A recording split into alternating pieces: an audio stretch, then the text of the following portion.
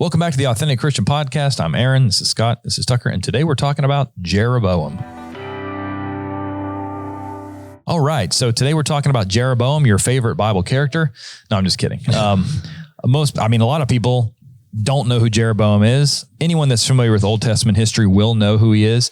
But the reason we want to talk about him, he's not really a Bible character you want to model yourself after.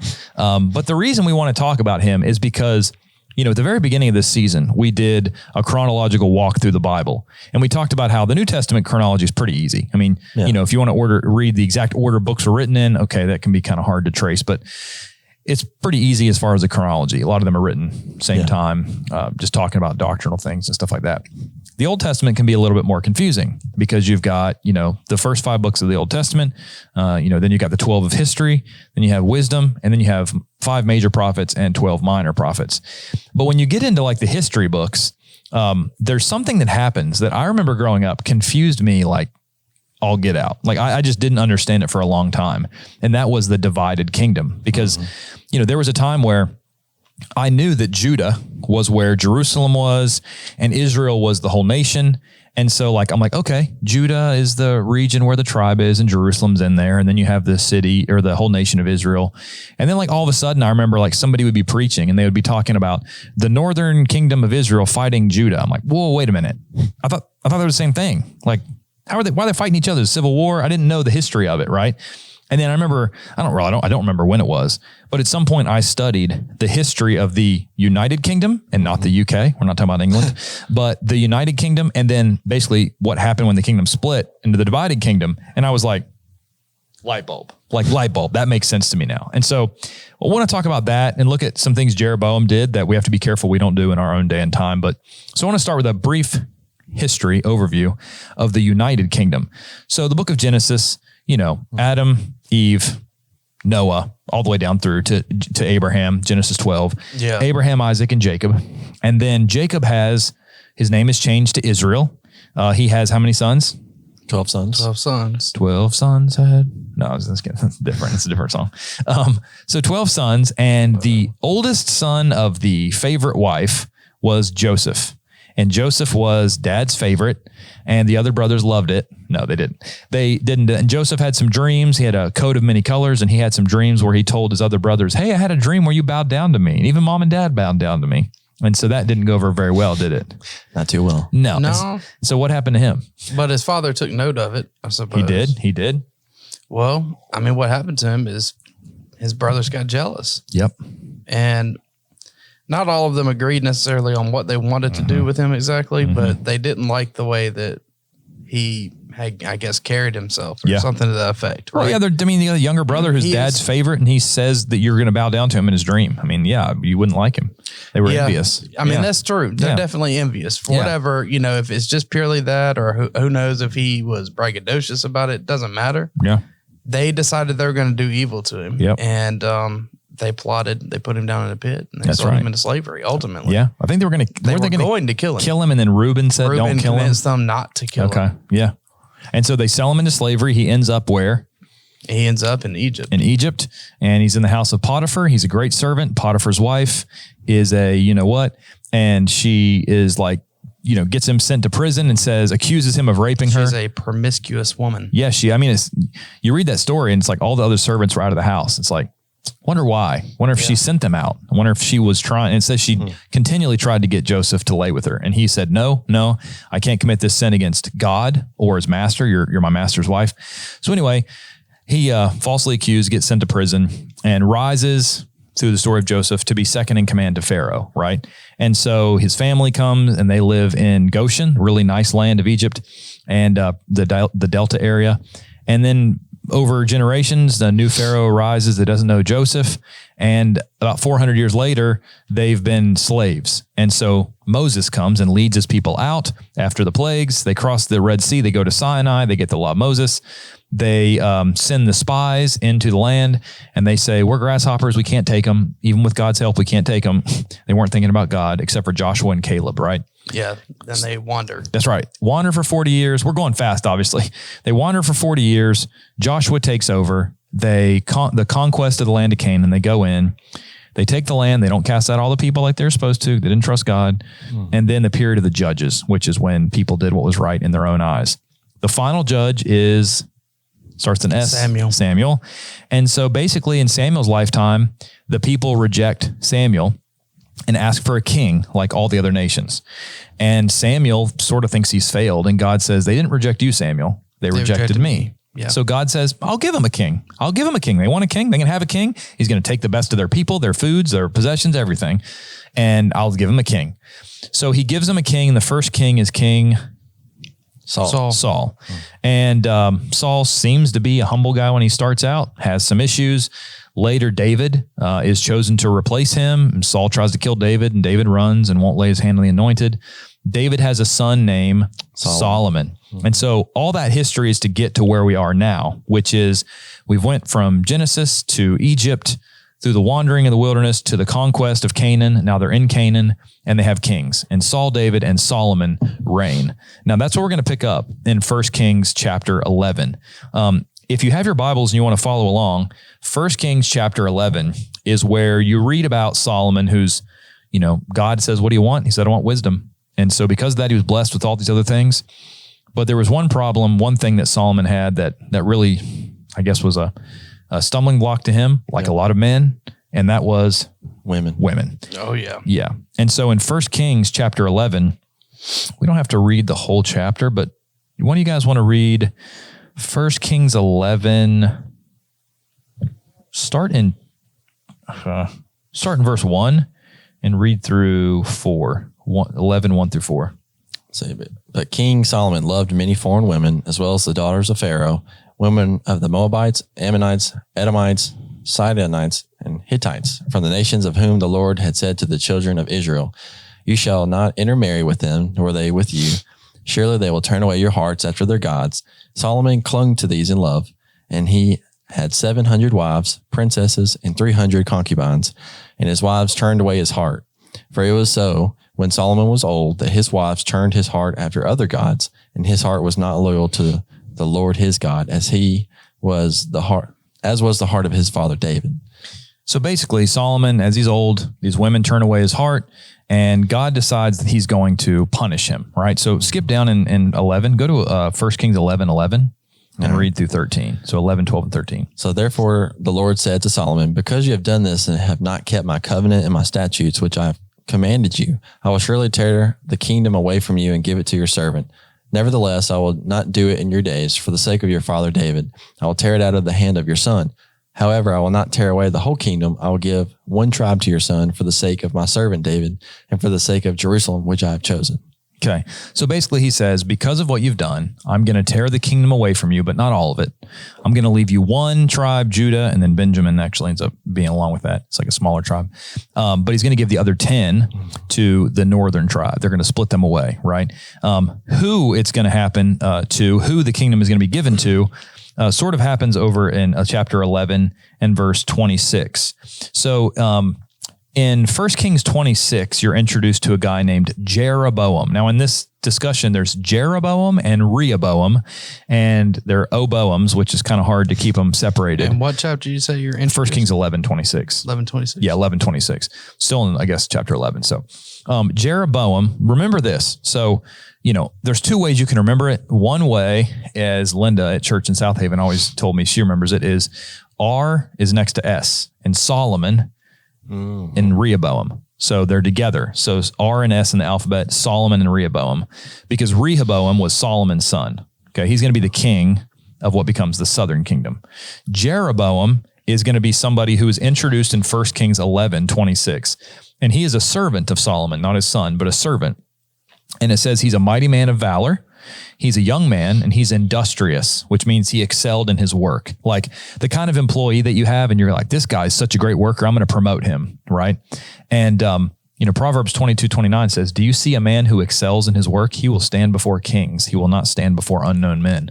That's even today. Like, as the workforce and like the country's morality gets worse, if you're a hardworking person that like puts your head down, does your work, and listens to like your supervisors, even in the secular world, you're going to advance. Like you're going to do well, right? Mm-hmm. So Jeroboam is the servant of Solomon, okay?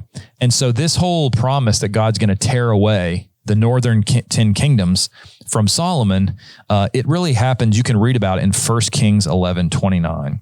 So do one of you guys want to read 1 Kings 11:29? And I guess just read until I interrupt. It's my favorite way to ask you guys to read. Okay, Scott, go ahead. 1 Kings 11, starting 29. Now it happened at that time when Jeroboam went out of Jerusalem that the prophet Ahijah, the Shilonite. He's Shilonite, means he's from Shiloh. Remember Shiloh? Shiloh's where the tabernacle was. Yeah. The Shilonite met him on the way, and he had clothed himself with a new garment, and two were alone in the field. Then Ahijah took hold of the new garment that was on him and tore it into 12 pieces. I'm sorry, but imagine you're Jeroboam. Okay, let me back up. The prophet Ahijah met him and he had clothed himself. Okay, so maybe Ahijah's wearing the garment.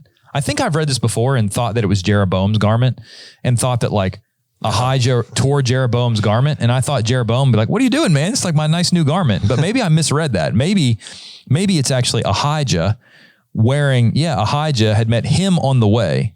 Well, him would be Jeroboam. He had clothed himself with a new garment. Yeah. No. Sorry. Verse 30 clarifies it. Well, I don't know. Ahijah. It was Ahijah. It follows what is the rule? The nearest reasonable antecedent or whatever rule. Yeah, but that's what confuses me, right? So look at verse 29. Ahijah the Shilonite met him, Jeroboam, on the way, and he. So who would be the he? Would it be connected to the him or the Ahijah? Well, who's doing the meeting? Ahijah is doing the meeting. Met him on the way. And he. So Ahijah? Yeah. Okay, let's go with that. So I guess it really doesn't matter, but we'll say Ahijah is wearing the garment. That makes more sense because Ahijah tore his own garment and not, I always thought he tore Jeroboam's garment. And I was like, it's kind of like, if I was Jeroboam, I'd be like, hey man, this is my new robe. What'd you tearing it into pieces? Yeah. Okay, it makes more sense. So Ahijah the prophet took hold of the new garment that was on him, Ahijah, and tore it to 12 pieces and said to Jeroboam, take for yourself 10 pieces. For thus says the God of Israel, behold, I will tear the kingdom out of the hand of Solomon and give 10 tribes to you. But he shall have one tribe for the sake of my servant David and for the sake of Jerusalem, the city which I've chosen out of the tribes of Israel, because they've forsaken me. And here's what they had done all with Solomon's women. Worshipped Ashtaroth, the goddess of the Sidonians, Chemosh, the god of the Moabites, and Milcom, the god of the people of Ammon, and have not walked in my ways to do what is right in my eyes, and keep my statutes and judgments, as did his father David. I was trying to wait to get to the end of the sentence to stop. It's like a really long sentence. Okay. All right. So we're good now. So Ahijah is a prophet, and he sees Jeroboam in the field, and Ahijah tears his garment into 12 pieces and says, here, you're going to take 10. And that's supposed to symbolize that Jeroboam is going to take what? The 10 tribes and go to the north. Okay. And so if you look at what he says too, he promises him, let's see. Verse 35. No, go to 37. So I will take you. Okay, this is Ahijah speaking God's message to Jeroboam. I will take you, Jeroboam, and you shall reign over all your heart desires, and you shall be king over Israel. This is the northern 10 tribes, the northern kingdom of Israel. Then it shall be, listen to the promise he makes him. If you heed all that I command you, Jeroboam, walk in my ways and do what is right in my sight, to keep my statutes and my commandments, as my servant David did, I will be with you and build for you a what type of house? An enduring house, as I built for David, and I will give Israel to you. And I will afflict the descendants of David because of this, but not forever. So he basically tells Jeroboam, look, this is punishment for Solomon. I'm going to give you 10 of the tribes, and I'm going to make you a king. And as long as you obey me and do what I tell you to do, you're going to have what? Yeah. And a great time. A great kingdom. It's going to be just fine. It's going to be great. I'm going to provide all these great things for you. Yep. Right? You'll reign over anything that your heart desires in that kingdom. You'll be the king. And he was a servant. He was literally, God takes him from servant and is going to make him a king. And all he has to do is do what God says. Right? Yep. Okay. So Solomon hears about this. Look at verse 40. Solomon therefore sought to kill Jeroboam. This is his lead servant. But Jeroboam arose, where did that come from? Arose and fled to Egypt, to Shishak, king of Egypt, and was in Egypt until the death of Solomon. So Jeroboam is like, Solomon's trying to kill me. He's the king. I'm out of here. He flees to Egypt until Solomon dies. And whenever Solomon dies, then the people call for Jeroboam. I have to pause even when I'm telling this story, because like they pause, they call for Jeroboam and say, hey, Solomon is dead. Come back up here and like work for us. I guess like let's go and talk with the new son. Yeah. The son of Solomon, who's now reigning as king, is who? Rehoboam. Yeah. Whatever. Rehoboam. It's not that big a deal. I mean, could be saying it wrong. I don't know. So read 1 Kings 41 through 43. Tucker, you gonna read that? Yeah. Now the rest of the acts of Solomon, all that he did in his wisdom, are they not written in the book of the acts of Solomon?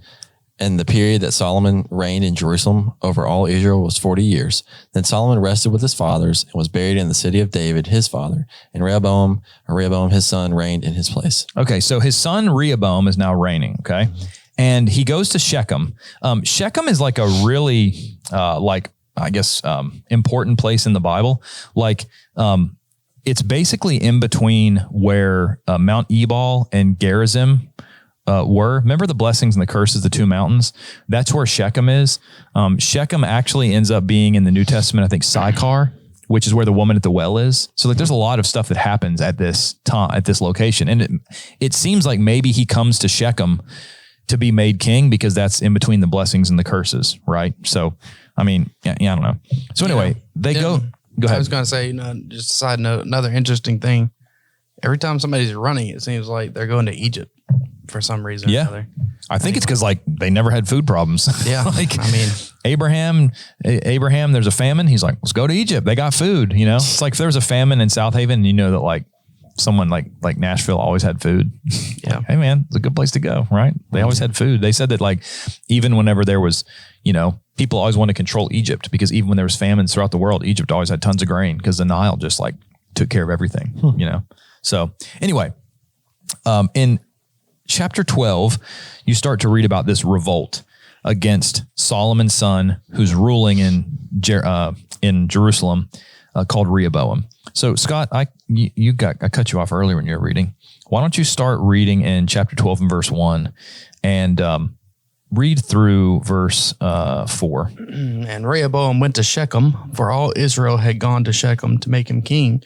So it happened when Jeroboam, the son of Nebat, heard it, he was still in Egypt, for he had fled from the presence of King Solomon and had been dwelling in Egypt, that they sent and called him. Then Jeroboam and the whole assembly of Israel came and spoke to Rehoboam, saying, your father made our yoke heavy. Now, therefore, lighten the burdensome service of your father and his heavy yoke, which he put on us, and we will serve you. Okay, so Jeroboam comes back from Egypt with all the other workers. Remember, he was the chief worker. If you looked over in 1 Kings 11:28, the man Jeroboam was a mighty man of valor. Solomon saw that he was industrious and made him the officer over all the labor force of the house of Joseph. So he is like the head labor force guy. Like he's the leader, right? And so whenever they find out Solomon's dead, they're like, hey, we need Jeroboam to come back and we want him to appeal to, let me close this email. It distracted me. We need to basically have him come back and talk to Rehoboam. So he says to Rehoboam, hey, please lighten our load. And Rehoboam, first of all, makes a good decision. He goes to the advisors that served his dad, King Solomon, and asks them, what do I do? And they say, hey, you should lighten the load. And if you do, these people will love you. They'll serve you forever. And he goes, okay. Then he goes to his buddies, his boys that he grew up with and says, what should I do? And they said, you tell those people that Rehoboam's pinky finger is going to be wider than your dad's waist. You tell him I'm going to be a mean king. I'm going to be harsh. My father chastised you with whips. I'm going to chastise you with scorpions, right? And of the two, which one do you think Rehoboam listened to? Very, very ignorantly. He listened to the young guys. He listened to the young guys, right? And so whenever he does that, basically the people say, okay, we're rebelling. Like, we're not going to submit to that, right? And so the people in 1 Kings 12:16, they say, fine, see your own house. Like when all of Israel saw the king did not listen to them, the people answered the king saying, what share do we have in David? We've got no inheritance in the son of Jesse. To your tents, Israel. Now see to your own house, David. They said, look, we're your workers. You could do your own work now. We're out of here, right? And so they depart, and Jeroboam is their leader. And they actually then sent the treasurer of Rehoboam to talk with him, and they killed him and made Jeroboam king. And so then Rehoboam goes back to Jerusalem and gathers 180,000 warriors. I think he did it in Jerusalem. I don't remember. 180,000 warriors to go to war with the northern kingdom. And God sends a message to the prophet Shemaiah and says, don't do that. Don't go up. Don't fight them. This turn of events is for me. Like, this is a punishment. He didn't say this in this part, but earlier he said, this is a punishment against Solomon for loving these foreign women and worshiping all these gods, right? So at this point, you have the kingdom split. And now who do you have in the north? Jeroboam. I always think Junior, like J up top, Junior, JR, and Jeroboam. Rehoboam, the son of Solomon, in the south, right? Yeah. Now that's where the kingdom split. But as you go through some more, I guess, information about the history of it, which kingdom, like, I don't think had any good kings. The north. Yeah. Did they have any good kings? I think that's where Manasseh was. He was a terrible king, but he repented At the end of his life, Chronicles talks about. So, like, they didn't have any good kings. Like, they didn't have any kings like overall. David or Hezekiah or No. Josiah. No. They had, I think they had one or two that may have repented, but Yeah. that's it. Yeah. So, you basically have all these, northern kingdom was Manasseh in the northern kingdom or southern kingdom? I mean, I keep wanting to say he was in the north, but I don't know. Let's look it up. I didn't do the greatest at Hebrew history. Manasseh, whatever. We'll get there. We'll probably get to it later. One of you guys can look it up while I'm talking.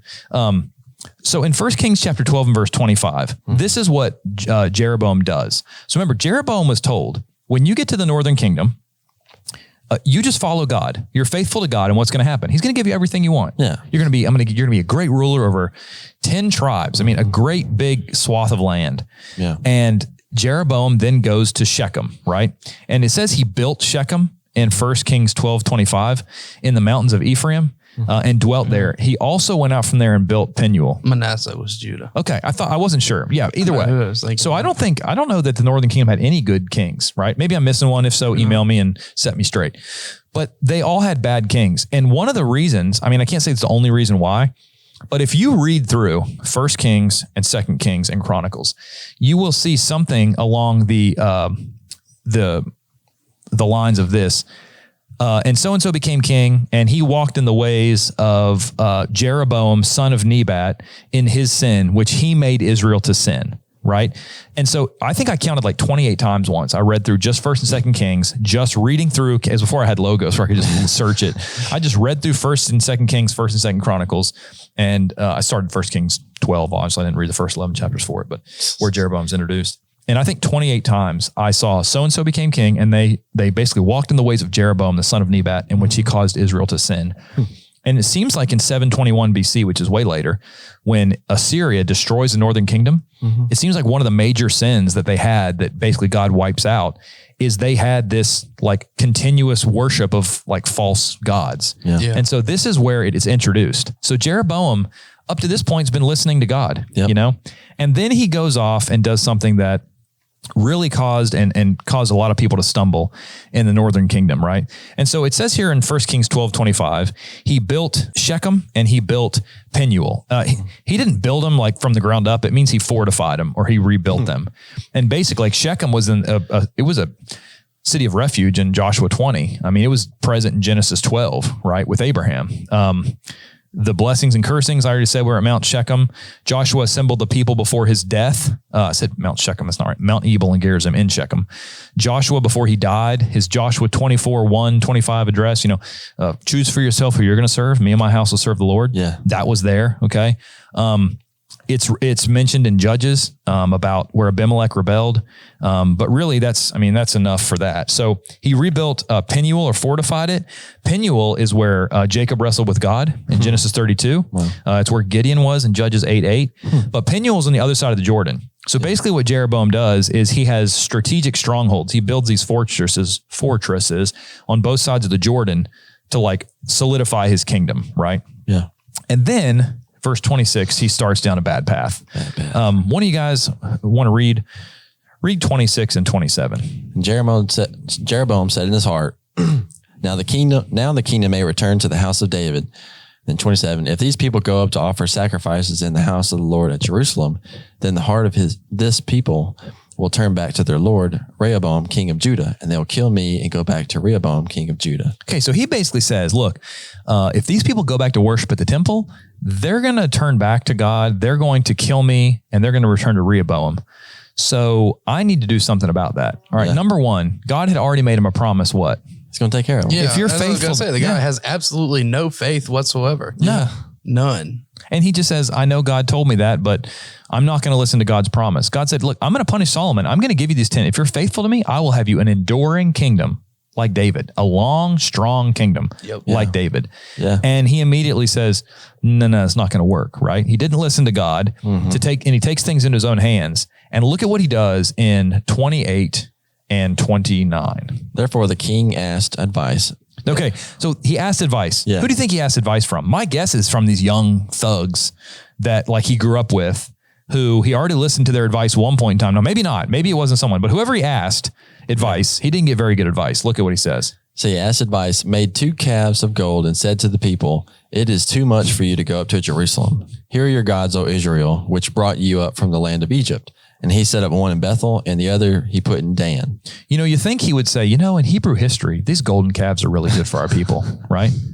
It's like, what happened whenever you came out of Egypt? You built golden calves, and how did that go? Didn't go well. Didn't go well. And it's like, for some reason, he thinks, you know what? Oh, I bet God's really going to love this. You know, I don't know what he was thinking. So he builds these 2 golden calves.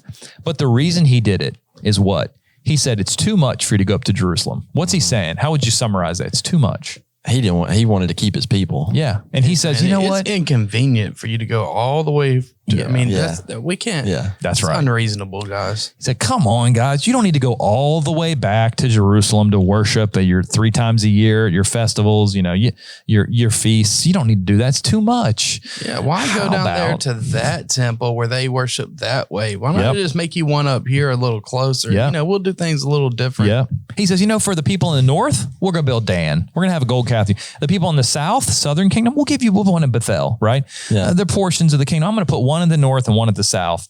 And so look at verse 30 and 31. Look at what it says. Now this thing became a sin for the people who went to worship before the one as far as Dan.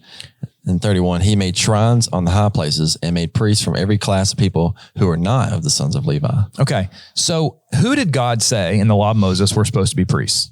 People from the tribe of Levi. Mm-hmm. And he makes his own worship. He sets up 2 golden calves. Not a good idea.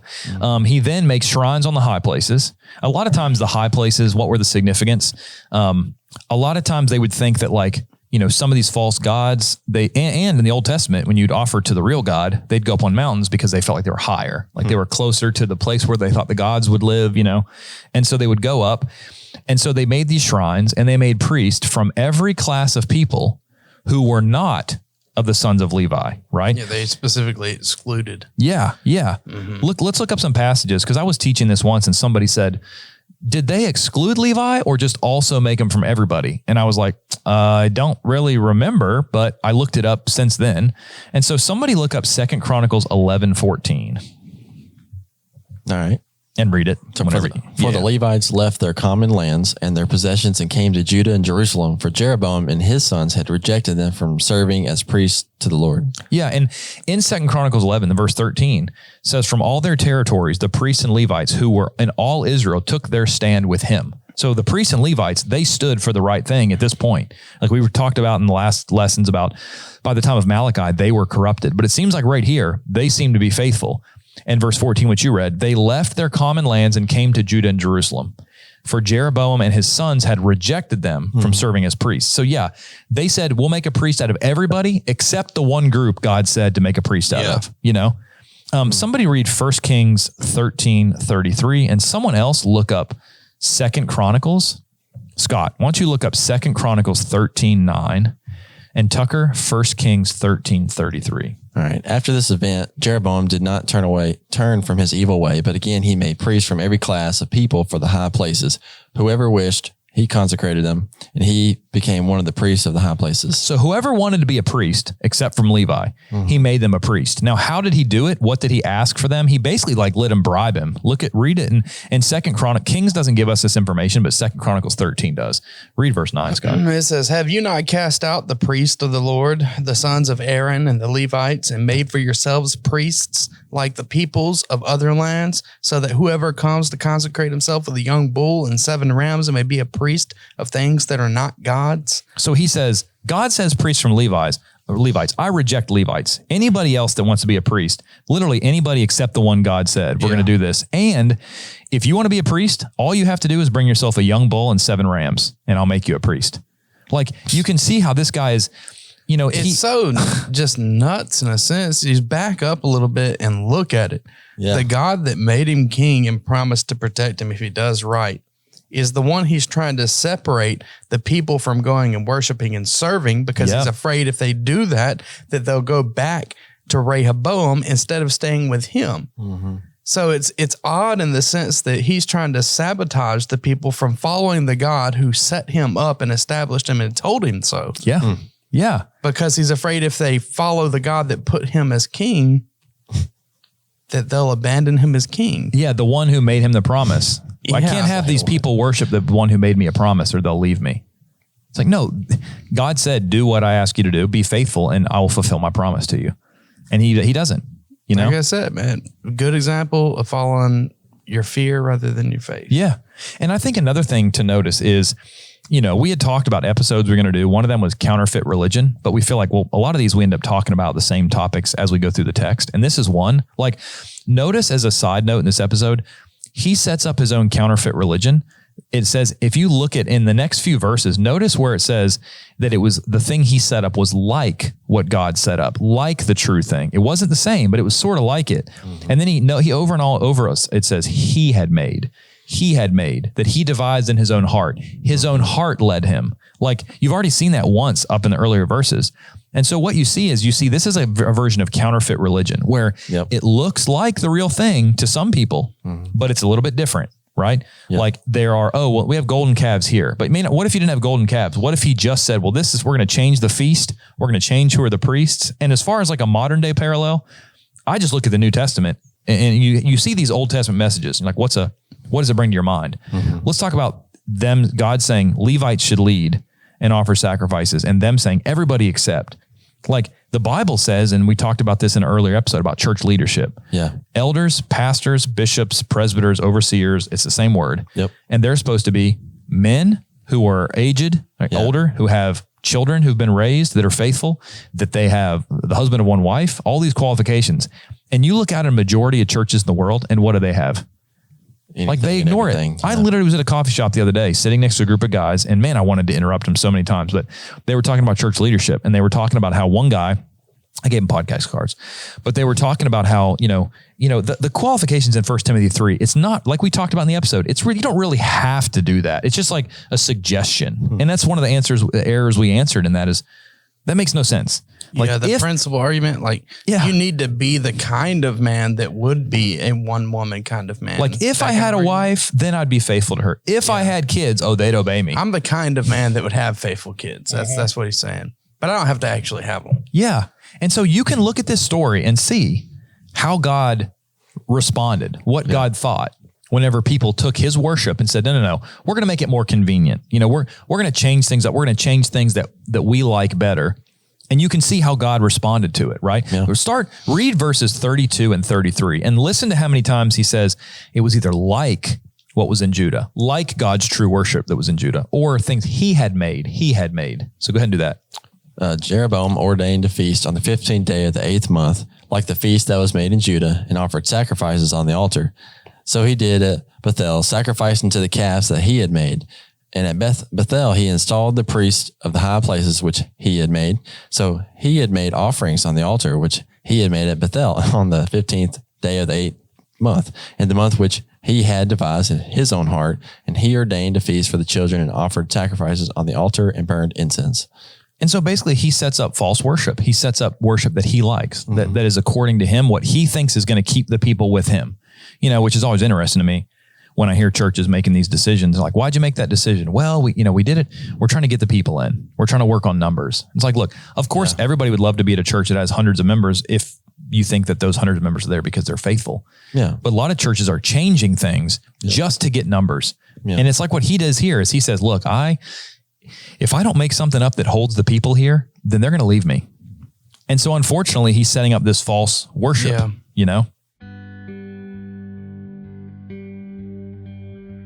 Hey guys, thanks for listening to the Authentic Christian Podcast. This podcast has been sponsored by GBN, Gospel Broadcasting Network. You can download the app and start streaming every show, watch every episode, and discover the answers to life's biggest questions today. So anyway, he sets up this false worship, and we don't need to go through, that's basically the end of chapter 12. But as far as what happens in the following story of Jeroboam, in the rest of the story, in 1 Kings 13, there's a young prophet who's sent. Scott, you know this story. We talked about. Go ahead, summarize this story if you want. You don't have to get every detail. Summary, it's pretty simple. The emphasis is on the young prophet who's told to go up and to give warning, and he's told specific instructions on how to do so. He's supposed to go a certain way, and when he returns, he's not to go the same way that he returned. He's not to stop in the land and eat meals and go into the homes of the people there. He's supposed to go, preach what he has to preach, and then leave a specified way that God's already told him. Well, he goes up, he preaches what he has to preach. A man who is an older prophet comes to him and says, hey, I want you to come back with me. He tells him, I can't. And then the older prophet lies to him. That's right. He says, look, I'm a prophet too. God told you're a prophet. I'm a prophet. Yeah. Listen, I know what you were told to do, but listen, God gave me an update. Yeah, an angel spoke to me by the word of the Lord. It's okay if you come to my house. Because I'm a prophet too. He didn't get that update. Yeah. And think about the parallels. I'll let you finish your story, but think about the parallels in chapter 12 and chapter 13. In chapter 12, Jeroboam is given a message directly from God, and he doesn't trust it. And he goes off and does what he thinks is right. And he ends up sinning, and he ends up being punished, right? The message that the prophet brought was basically, hey, God's going to destroy you and burn your bones on this altar and all this. Oh, man. And generations of wickedness followed. That's right. Because of that. Now in 13, you have a different guy who's actually a prophet of God. He's given a promise by God. He's given God's word. Go up and do this and come back a different way. And he has somebody else that comes to him and gives him different information. So the first one is like, he just didn't trust God's promises. This one, he trusted a man over God's word. And they both ultimately do the same thing. They both are not faithful to the God's word, what God told them. And then what happens in the rest of the story? Well, the man goes back with the older prophet and eats and drinks and all. And the older man does prophesy indeed this time and tells him that because you didn't obey, you're going to die. So he finishes his meal. He loads up, he goes down the road, and he gets eaten by a lion. Man. And then that's the short. Yeah, you're right. And so the young prophet who disobeyed is killed by a lion, right? Yeah. And then you have that verse that I had Tucker read earlier in chapter 13:33. After this event, Jeroboam did not turn from his evil way. He made priests from every class of people from the high places. Whoever wished, he consecrated him. And he became one of the priests of the high places. He made himself a priest. And this thing was the sin of the house of Jeroboam, so as to exterminate and destroy it from the face of the earth. So God literally hated what he did so much. He said, this is why I'm going to destroy Jeroboam's whole family, was because of this. Some people today would say, like, look, he shouldn't have set up this false worship. He should have trusted God. He definitely shouldn't have made golden calves. But come on, he still has people worshiping God, and they're just doing it a different way, a little bit different. And it's not that big of a deal. But you have God here who literally is saying this thing was the sin of the house of Jeroboam.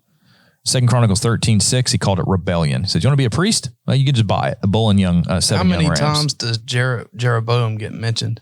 Oh, Google it. And there's 2 Jeroboams. So you'd have to find Jeroboam, son of Nebat. But when it says Jeroboam, the son of Nebat that caused Israel to sin, I counted it one time. I probably haven't read in my Bible. Yeah, I have 28 times just in 1st and 2nd Kings.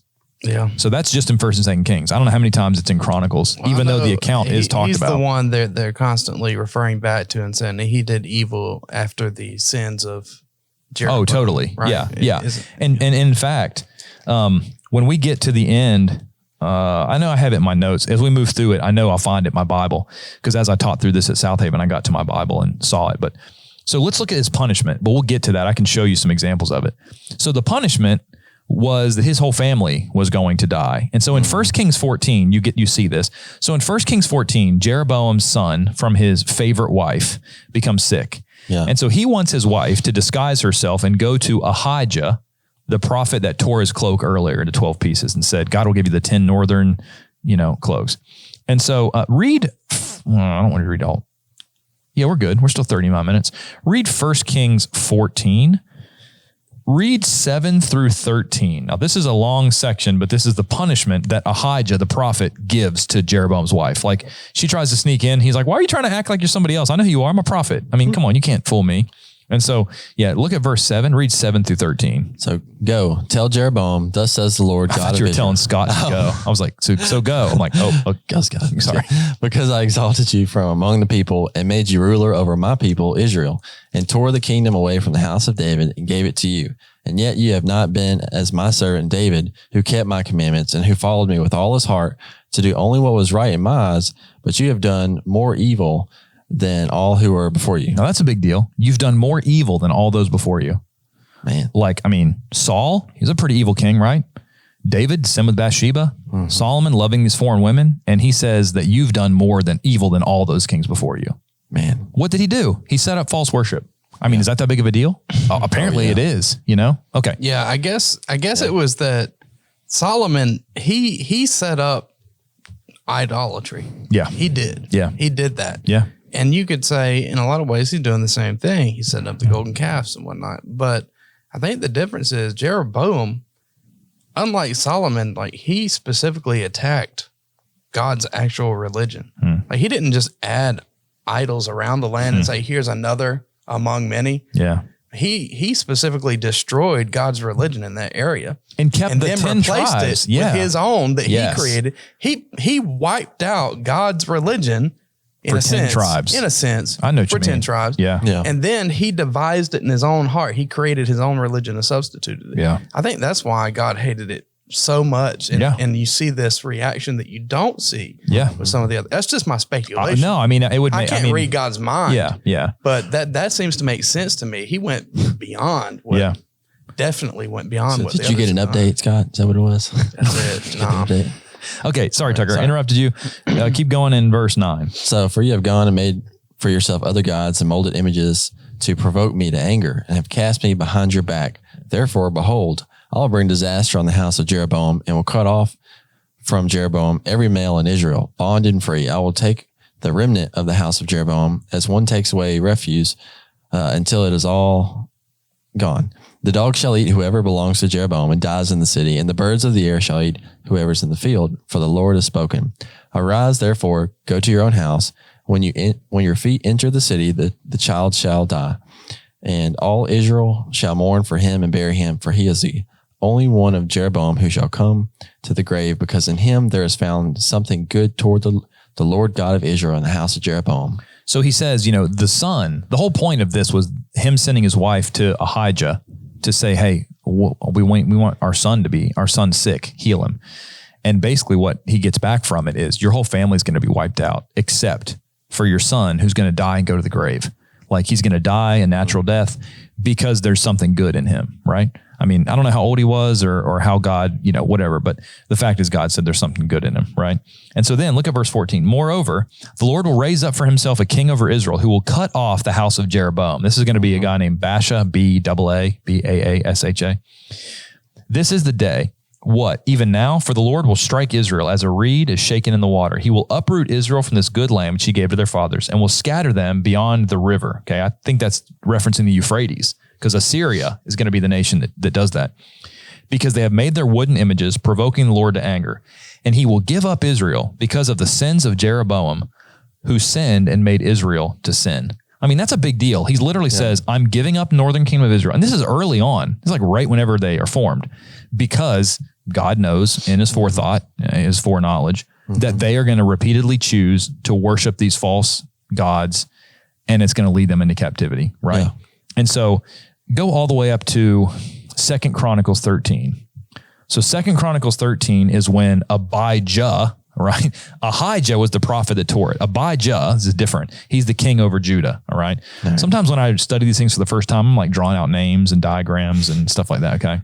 Old Testament names are difficult, especially once you hit 1st and 2nd Kings. Yeah, because it's like Ahijah, Abijah, Abijam. Like, and there's some I know I'm not saying. Well, and then you get one guy who's called two things, like Jeconiah and Coniah. Those are actually pretty easy because they sound similar. But then you have some that like a guy will be called one thing in Kings and one thing in Chronicles. It's kind of like Peter, and Cephas, like the two different names. It's like, okay, we're very familiar with Peter and Cephas, so that one's easy for us. But when you don't study Old Testament history as much, some of these names are like, wait, okay, I'm lost, Yeah. Okay. So basically, in 2 Chronicles 13:20, it says, Jeroboam did not recover strength again in the days of Abijah. The Lord struck him and he died, right? And so then in 1 Kings 15, you have his son, Nadab, not Nadab and Abihu from Leviticus 10. Another one. I'm surprised anybody, I don't know, I won't say that. Maybe Nadab, maybe that was a good name. There's a lot of good families, but so Nadab reigns in Israel, all right? And so start in verse 25 and let's go from there. 1 Kings 15:25. Okay. Read through 32. Now Nadab, It's like the big long section, then we'll wrap it up. Cool. Now Nadab, the son of Jeroboam, became king over Israel in the second year of Asa, king of Judah, and he reigned over Israel 2 years. And he did evil in the sight of the Lord and walked in the ways of his father and in sin, by which he had made Israel sin. So that's that reference that you see over and over. Sin. Sometimes it uses the name Jeroboam and sometimes it doesn't. So like doing a search on your software is a little bit more difficult because he didn't mention Jeroboam's name there, but that's who his father was. Yeah. So, okay, continue. Sorry. Then Baasha, the son of Ahijah of the house of Issachar, conspired against him. And Baasha killed him at Gibbethon. Okay, now look at that. The son of Ahijah. Wasn't that what the prophet's name was? But that guy wasn't from Shiloh. He was from the house of Issachar. So like, I think that's a different guy, a different Ahijah. So it's like these names, like, you got to write this down sometimes. Okay. Yeah, you do. Yeah. Okay. Sorry. Someone else to read it. And Baasha killed him at Gibbethon, which belonged to the Philistines, while Nadab and all Israel laid siege to Gibbethon.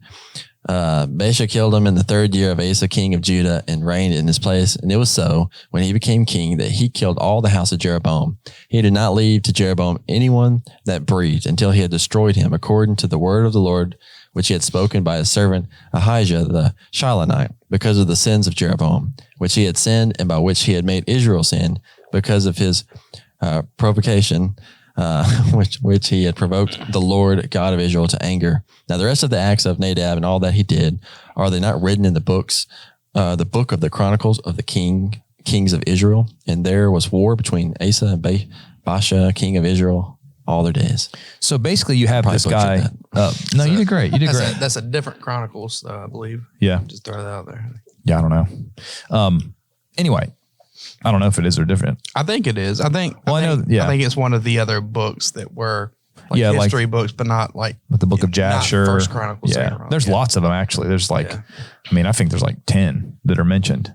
The book of Gad the seer, I think, is one that, and it's like some people are, where did they go? It's like, well, number one, it doesn't say that it was inspired.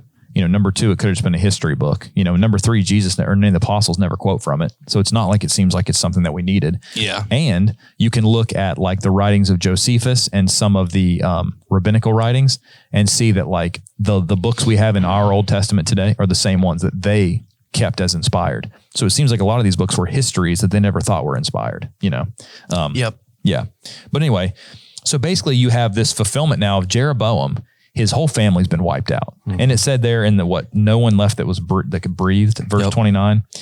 When he became king, Baasha, he killed all the house of Jeroboam. So Baasha basically assassinates Nadab and takes the throne in the northern kingdom, right? He did not leave to Jeroboam anyone that breathed. So, he killed all of his men. I'm assuming all of his women, and I'm assuming all of his children, you see like these Lord of the Rings movies and you see all the drama. It's like, man, I just wish Hollywood would like do, I've never watched Game of Thrones, right? Yeah. I never will unless you can do that like on VidAngel. I don't know. I don't know. But like you can't. Okay. Well then I'll never watch it. Me either. But you think about these programs that invest so much time and money into all this drama and like so-and-so killing so-and-so and like usurping the throne and like killing, like this would be so incredible. Like, all the way from Samuel through all the kings. And I wish they'd do that, because then I'd probably get the names right. I'd remember them if I could watch it. But like, there's so much drama in these stories. And so basically Jeroboam, because of what he did, God said, if you're faithful to me, 11:38, I will give you everything. I'll make you an enduring house. I'll give you everything you want. You'll rule over a great nation. He doesn't trust God. He changes worship to be like God's, but convenient to him to keep the numbers. And look at what the punishment is. He causes not only himself, but all of Israel to sin, to the point where God's so angry about it, he says, I'm going to wipe out your entire family. as judgment. And then you go through, like, for instance, I've got my Bible right here. When I read through that time and counted 28 times, I highlighted. So like, look at 1 Kings 15:26. He walked in the way of his father and did sin in his sin, which he made Israel to sin. All right. Look at verse 33, 1 Kings 15:33. 34. He did evil in the sight of the Lord and walked in the way of Jeroboam and in his sin by which he made Israel to sin. Go to chapter 16. Look at this. The word of the Lord came to Jehu against Baasha. Verse 2. Walked in the way of Jeroboam and made my people Israel to sin to provoke me to anger. 16:19. Because of the sins which he committed in doing evil in the sight of the Lord, walking in the way of Jeroboam in his sin which he committed to make Israel sin. Verse 26. Omri, he walked in the ways of Jeroboam the son of Nebat in his sin which he made Israel to sin, provoking the Lord God of anger, to God of Israel to anger. Ahab, 29, verse 31, caused him to walk in the sin of Jeroboam the son of Nebat. I mean, you literally go through this and it's just repeatedly over and over and over and over the same exact thing. And so you have this sin, and that sin is really like what launches into all this wickedness in the northern kingdom, and that will continue until 721, when God brings in Assyria, just like he promised. They'll take them beyond the river Euphrates and punish the northern kingdom. And so like, that really is, I guess, a little bit of the history of the Old Testament that explains the divided kingdom and how they went from a united kingdom to a divided kingdom. And from that point on, 1 Kings 15 on in the Kings and wherever in the Chronicles, 2 Chronicles 13 and further, you have these discussions of northern king and southern kingdom until they're destroyed by Syria in the north and Babylon in the south. And so I know that's probably more of like I don't know. I think it's exciting. I think the Kings are exciting. Some people there's a lot of things in there to learn from, for sure. Read through 1st and 2nd Kings. It's absolutely good material. Absolutely. And so hopefully, I don't know. Do you have any concluding thoughts? I mean, just gonna say, like, it shows how important, not to change the way God designed things, and like how much God, values worship. Yeah. But like true worship, not stuff that's made up by man. Like, so you compare that really, I guess I'm getting to like it shows you the importance of like today we need to check the scriptures and live and worship God and become Christians exactly the way, going into the New Testament. Because like we see back then, especially like, I love the story of Jehoiakim, but it's like about all these different stories. It's like, especially this one, like don't change what God's made. He'll take care of you. Just stay with him. Yeah. Trust his word. And I think it shows you too, that like you get the insight into like the mind of God by looking at these stories. Like God doesn't approach things the same way we approach them. Like we would think, worship's not probably, it's important, but like if we change a few little things, God's not gonna be that upset about it. And it's like, where are you getting that from? Like, are you getting it from yourself? Because that's like where Jeroboam got a lot of his stuff. And it's like, no, you need to get stuff from the Bible, and you can learn about the character and the nature of God, like Romans and 1 Corinthians 10 talk about. The things written are examples to us. They're written before time for our learning.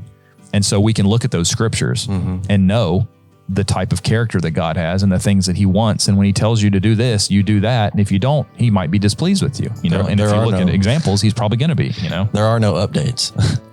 Like God's not updating it. Not after the first century. That's right. Yeah. Yep. Not after the first century. So, okay. Well, guys, thanks for hanging out with me, I guess. And everybody, thanks for hanging out with us. And we appreciate you all watching. Thanks for tuning into this episode of the Authentic Christian Podcast. I'm Aaron. This is Scott. This is Tucker. I almost switched up the order there. Yeah. And we'll see you back on the next episode. Have a great day.